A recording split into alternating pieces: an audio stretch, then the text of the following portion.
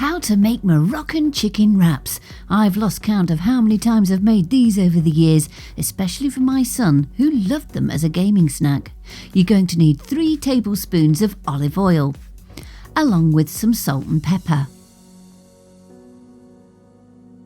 2 tablespoons of Ras El Hanout spice mix, which you can find in most supermarkets. Give it a good mix round to combine. Then add 1 crushed garlic clove, and if you want you can add a pinch of chilli.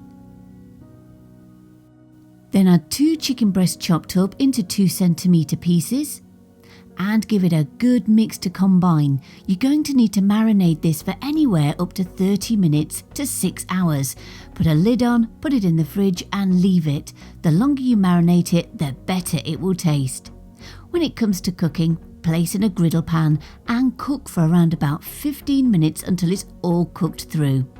Then you're going to assemble your wrap. Now I'm sure you don't need me to tell you can put loads of lovely things in this, including my garlic mayonnaise recipe which is shown now.